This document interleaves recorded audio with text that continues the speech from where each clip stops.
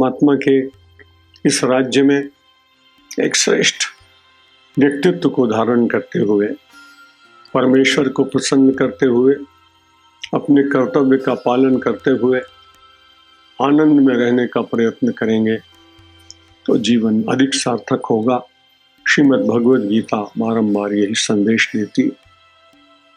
जो लोग कभी कभी शोकग्रस्त हो जाते हैं उनको बार बार गीता कहती है कि आपको शोक नहीं करना चाहिए। शोक के निवारण का ही शास्त्र श्रीमद् भगवद गीता है। माँ शुचौ, माँ शुचौ, शोक मत करो, शोक मत करो।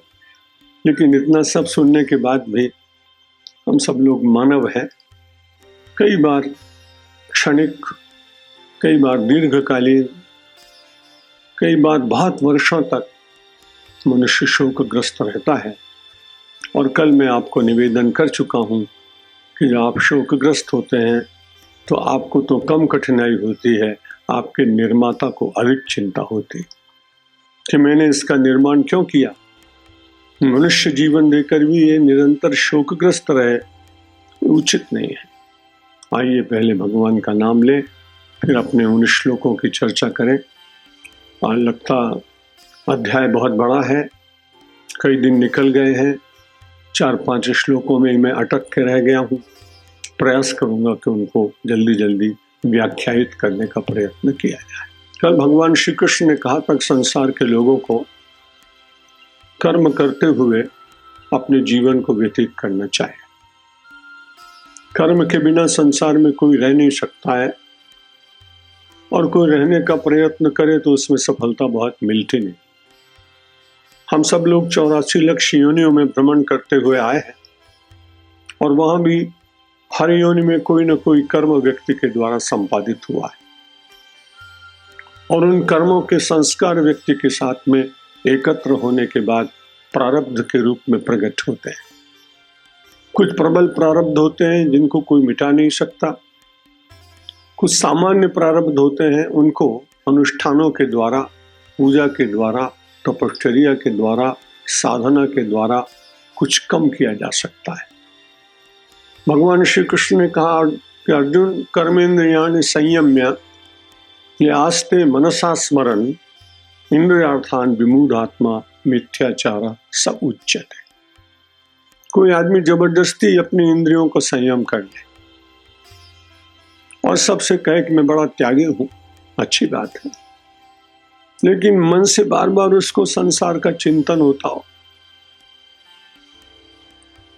भगवान श्री कृष्ण ने उसको कहा विमूढ़ आत्मा, वो मूढ़ है। मिथ्याचार सा उच्यते, उसका चिंतन सदाचारियों की श्रेणी में नहीं आता है, मिथ्याचार है। गोस्वामी तुलसीदास जी ने उनको बहुत फटकारा अपने एक दोहे में कि अंतर ते अति सुना, बाहर प्रगटत त्याग, तुलसी ऐसे त्याग पे परे भार की आग। अंतर ते अति वासना। एक बहुत अच्छे महात्मा थे हमारे, ब्रह्मचारी जीवन की बात है, उसके बाद में तो शंकराचार्य पद पर चला गया ईश्वर की कृपा से, अपने पुण्य से नहीं, परमात्मा के अनुग्रह से, और कई वर्षों तक उस पद का निर्वाह करने का प्रयत्न किया। ब्रह्मचारी जीवन में हम साथ साथ भिक्षा लेने भी कभी काली कमली में जाते थे। लोगों से कहते कि देखो मैं कितना बड़ा त्यागी हूं, अभी तक उसी प्रकार का जीवन व्यतीत कर रहा हूं। मुझे भी अच्छा लगता, लेकिन जब वो अकेले में मुझे कभी मिलते तो वो कहते कि आप बड़े भाग्यशाली। मैंने कहा ये बड़ी विचित्र बात है, लोगों के सामने तो आप अपने को भाग्यशाली बताते हैं और मेरे सामने आप ऐसी बात क्यों करते हैं। बोले आपका इतनी जल्दी जल्दी समन्वय कुटीर बन गई और हम प्रयत्न करने पर भी अभी कोई एक कक्ष नहीं बना सके, कमरा नहीं बना सके। तो मैंने कहा रहते तो आप झोपड़ी में हैं और सब लोग आपको बड़ा त्यागी मानकर प्रणाम भी करने के लिए आते हैं, लेकिन ये बड़ी विचित्र बात है कि आप जब हमारे कक्ष को देखते हैं, आश्रम को देखते हैं, तब आप हमारी सराहना इतनी अधिक करते हैं कि आपको देखकर आपके ऊपर दया आने लगती। तो बोले और ये बात किसी को बताना नहीं, तो आपको बता रहे हैं।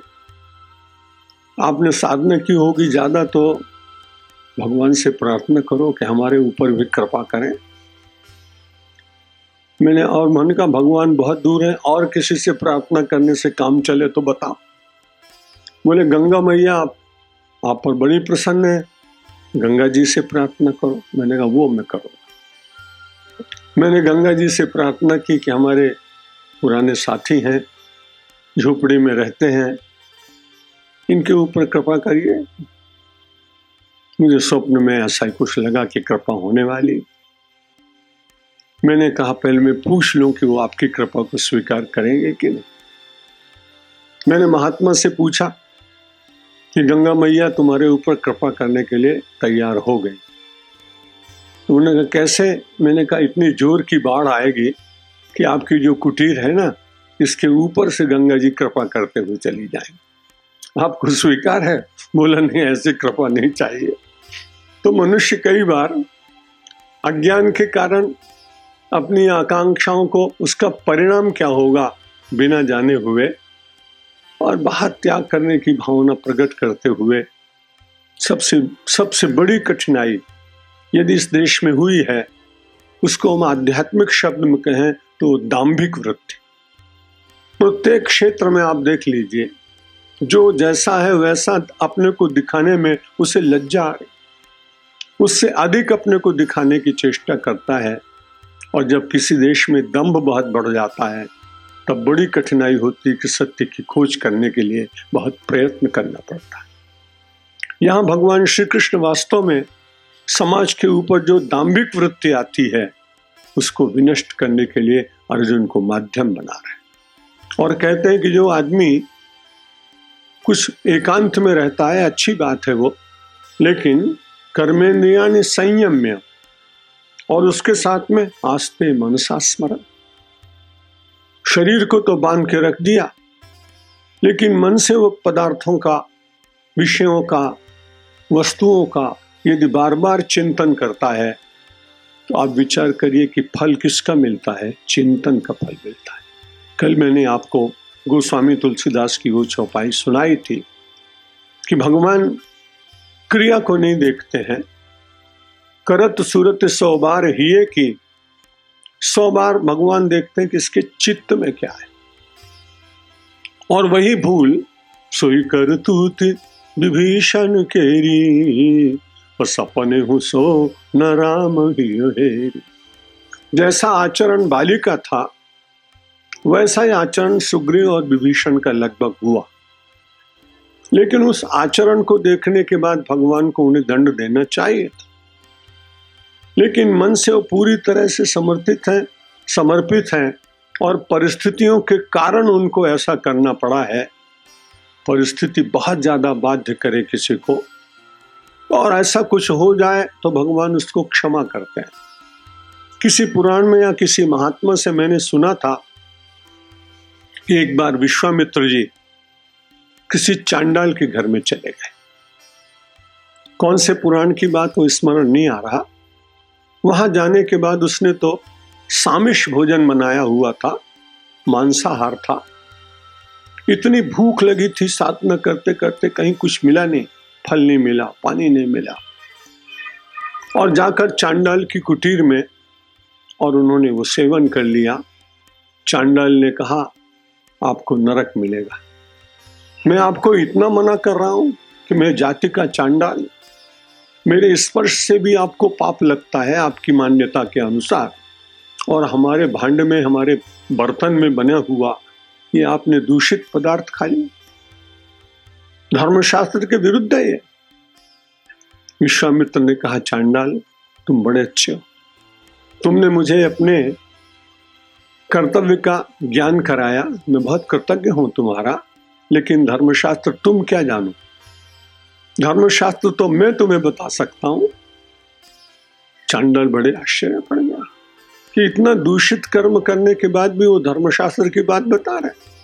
उन्होंने कहा देखो, प्राणों का रक्षण करने के लिए यदि इस प्रकार से कभी सामिष भोजी हो जाना पड़े तो उस समय प्राणों को बचाओ, और उसके बाद जो पाप हुआ उसके लिए प्रायश्चित करके उससे छूटने का प्रयत्न करो। अब यहाँ दंभ नहीं है, यहाँ एक विवशता है।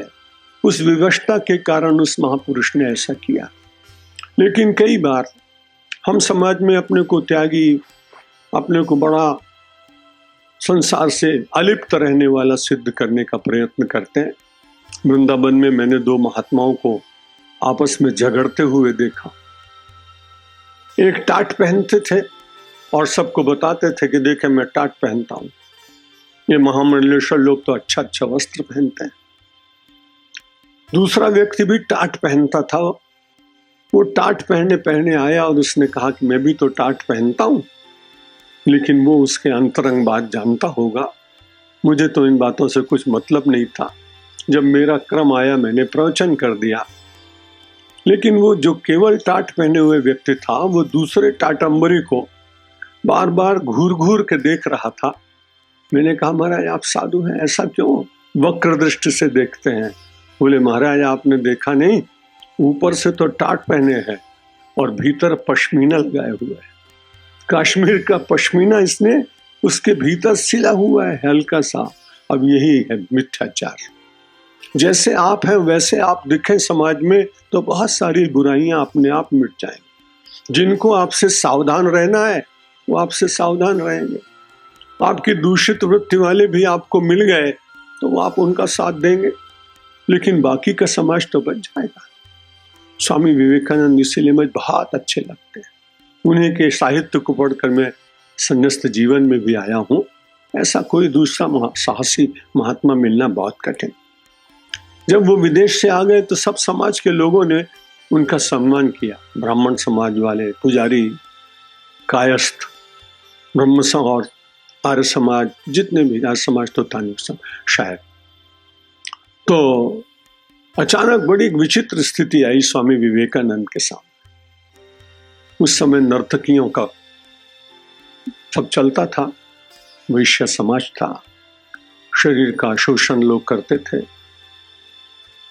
उसमें से जो कलकत्ते की वैश्या बहनें थी उनका भी अपना एक संगठन था। वो सब लोग गए और स्वामी विवेकानंद को कहा कि जब सब लोग आपका सम्मान कर रहे हैं तो हम लोग भी करें। हमारे जैसा व्यक्ति होता तब तो कहता मैं कुछ भी हो मैं तो आऊंगा ही नहीं। कितना बदनामी होगी, कितना अपमान होगा। स्वामी विवेकानंद ने कहा कि जब मैंने सब समाज के लोगों में जाने की स्वीकृति दी है तो मैं आऊं। अब उस सभा में तो बहुत लोग देखने गए स्वामी विवेकानंद को। सैकड़ों बहनें थी जो नृत्य और दूसरे प्रकार का कार्य करती थी।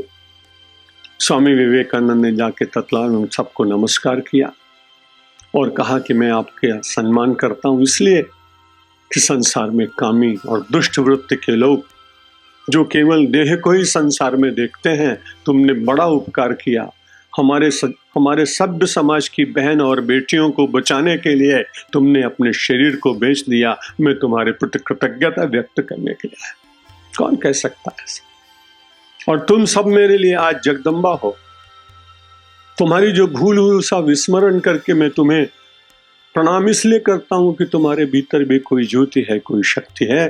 आपको आश्चर्य होगा जितने सभा में बहनें आई थी, ऐसा अनर्गल कर्म करने वाली और जीवन जीने वाली, उन सब ने कहा हम आज से अपने जीवन में उस सारी वृत्ति को छोड़ते हैं। और फिर माँ शारदा ने उन माताओं और बहनों के लिए एक अलग आश्रम प्रारंभ किया जहाँ बहुत सभ्य अच्छे अच्छे लोग भी वहाँ जाते हैं। तो मैं बात ये कह रहा था कि बहुत सारे लोग कई बार मनसा स्मरण, संसार के पदार्थों का मन से स्मरण करना ये ज्यादा बुरी बात है।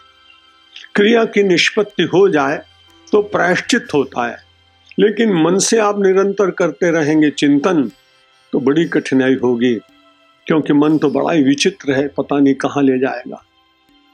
हम सब भी यहाँ बहुत सारे लोग बैठे हैं, आप सभी बड़े अच्छे हैं, लेकिन इनमें से कोई बहन अपनी अलमारा, अपनी कबाट खुला छोड़ के आई हो और उसे एकदम अचानक याद आ जाए कि वहाँ तो सोने के आभूषण रखे हैं, नौकर कहीं वहाँ न चला जाए, तो 45 मिनट आप अपने आभूषणों का ही चिंतन करेंगे, बैठे तो आप यहाँ हैं।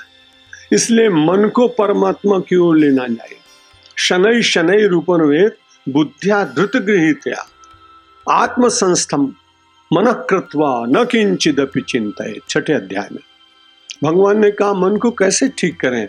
शनै शनै उपरमेत, धीरे धीरे समझाइए। मन, तू इतने संसार की योनियों में भटक के आया है, इस पदार्थ को तूने बहुत बार देखा, इस प्रकार का भोजन तूने बहुत बार किया, इस प्रकार के सुख में तूने कितने जीवन के दिन बिताए और उन्हीं का पुनः स्मरण कर रहा है। जब आप अपने मन को स्वयं समझाने लगेंगे तो मन जल्दी समझता है, दूसरों के समझाने से थोड़ी देर के लिए समझता है। पूरे तरुण समाज की जो स्थिति अभी प्रभुदास भाई ने बताई, उसको बदलने का कार्य तभी हो सकता है जब पदार्थों को समाज में कम दिया जाए और युवकों को उसके दोष बताए जाएं और उनके मन के सामने कोई विकल्प रखा जाए कि आप इस प्रकार का आचरण करेंगे तो आपको ज्यादा अच्छा लगे।